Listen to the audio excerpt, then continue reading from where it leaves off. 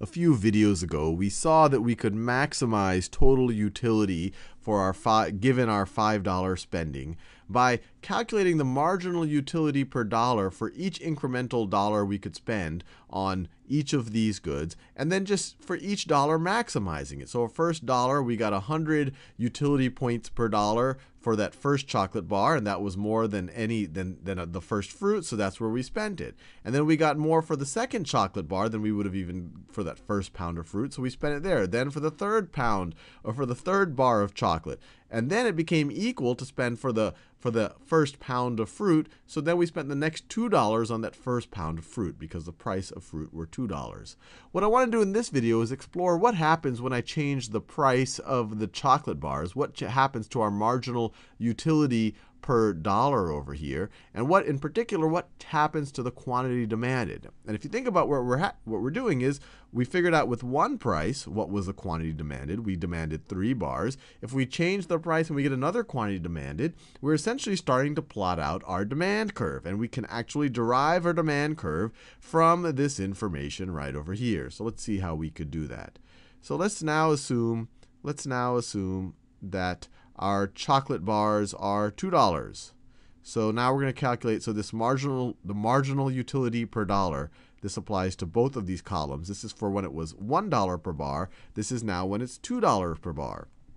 Well, for that first bar, I'm still getting 100 points of marginal utility, but now it's $2. So 100 divided by 2. 100 divided by 2 is going to give me 50 marginal utility points per dollar. Then for that next bar, I get 80 marginal utility points. I'm still enjoying it, but enjoying it a little bit less.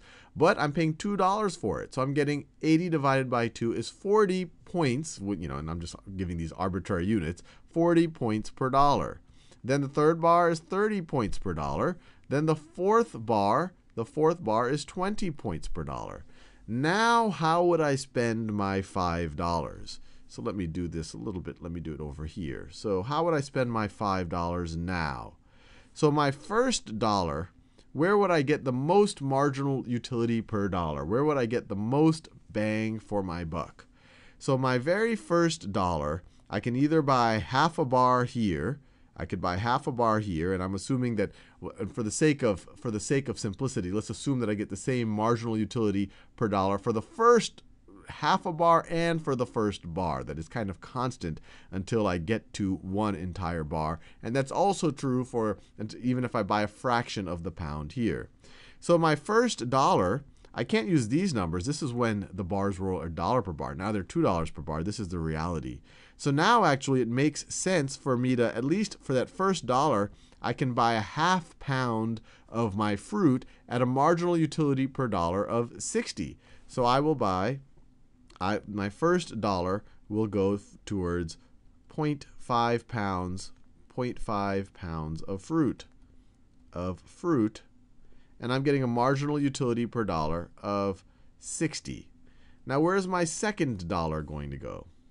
My second dollar is going to go, well, I can still get another half pound at a marginal utility of 60. Remember, we have to ignore this right here for the sake of this argument, or for the sake of this scenario right now. So I can still get another half pound for a marginal utility per dollar of 60. So now I buy another half pound of fruit, and my marginal utility per dollar is 60. Now, where is my third dollar? My third dollar going to be spent? Well, I could spend it now at a rate of $1 per half bar, or $2 per bar for chocolate, or $1 per half bar, $2 per bar for fruit over here. So I'm actually neutral. So I could spend it, let me just for the sake of fun say, let's spend it on half a bar of chocolate. Half a bar of chocolate, and my marginal utility per dollar is 50. Then my fourth dollar, once again, I could do a couple of different things here. I could buy another half bar, because I can buy up to a whole bar at this marginal utility per dollar, up to a whole bar. So why do I do that? So I'll buy another half chocolate bar. So now I have a whole chocolate bar. And once again, I'm able to continue buying that at 50 utility units per dollar. And then my fifth dollar over here, what would I do with that? Well, I don't want to buy any more chocolate bars, because my marginal utility per dollar of the chocolate bar, because I've exhausted kind of what I can buy at this utility, this utility per dollar. So my marginal utility per dollar has gone down now. But now I can still buy fruit at that same 50. So now with that dollar, since the fruit is $2 per pound, I can buy another half pound of fruit at a marginal utility per dollar rate of 50. So now I buy another half pound of fruit at a marginal utility per dollar of 50. And you can calculate the